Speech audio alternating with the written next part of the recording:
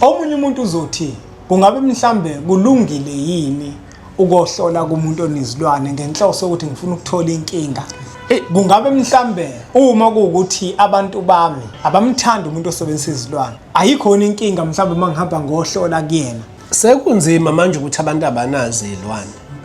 Ngeke ngisho ukuthini sekunzima vele nje esikhathini samanje ukuthi abantu abanazo izilwane. Abantu abaningi emkhulu abahlola njengoba ngisho nje omunye uthola ukuthi uhlola nje kwalona egobongweni kwesihlahla zafakwe izizwe ezihle iphakame ebese etshela abantu inkinga kodwa yena wazi ukuthi uhlambulukile wazi ukuthi kanti wahla igobongo elifakwe zona izizwe kwesinye isikhathi alifakwanga izizwe kodwa unayo into abamnikeza yona izizwe zokuhlola. Okay mfoka Khoza ngoba la sikhuluma vele ngezizwe zokuhlola. Yebo. Ziyagcatshwa kuyena umuntu. Ziyagcatshwa, izizwe ziyagcatshwa nje. Kuyaba futhi naye isigubhu. Hayi lokho kwesikhathi basuke bewoshaya lapho. Isigubhu esikhulumayo. Hayi abanye kusuke bewoshaya basuke beyishayela abantu. Uyazi ngelinye ilanga angisho ukuthi namhlanje ngelinye ilanga ngifuna ubuye sokhuluma ngabalozi laba abakhulumayo. Abathi tsiye. Wemkhulu. Kodwa ke sobuye sikukhulume lokho. Ngifuna sikukhulume manje. Usufuna manje ngiveze ezinye izinto. Hayi asiyeke. Asiyeke lokho sobuye sikukhulume. Yebo mkhulu. La ngifuna ukuya khona mfoka Khoza ngoba sikhuluma kakuhlela ngabantu abahlola ngezilwane. Uthi usekhipha isigubhu noma uphondo ethi lizokhuluma. Ngike ngibone umuntu mhlambe mehlola uthola ukuthi uyabhema athi ngibone ukuthi angathi akusona isinefu lesi. Kungabe kukhona nokushaya amanzi nakulabo abaqala ngokubhema noma kusuke kuyisinefu. Kusuke kukhona ukushaya amanzi. Akuhlali ngasoke isikhathi kuyisinefu. Cha. Kwesikhathi kuyisona isinefu.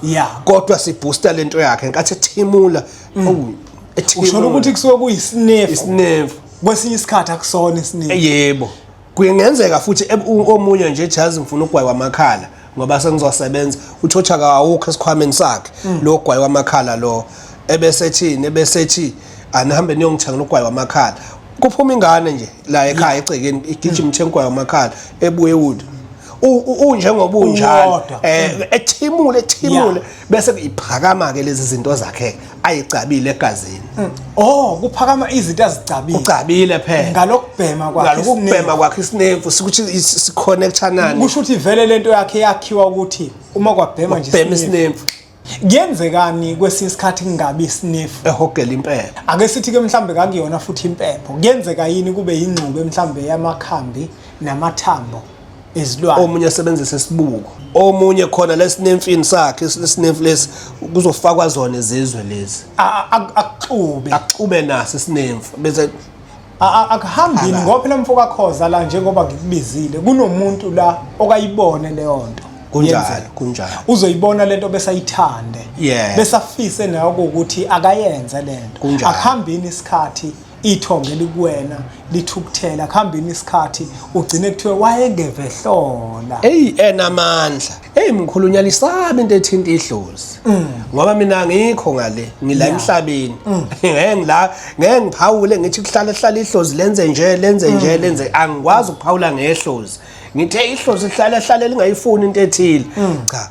Uma nje lisakunikile kuphela abantu emkhulu kuye kube kuhle ukuthi usheshe uyilandelele imigomo. Uhlale nje nayo imigomo yakho ngiyakudabukela uma wathatha into ezobuyilale nawe ebusuku.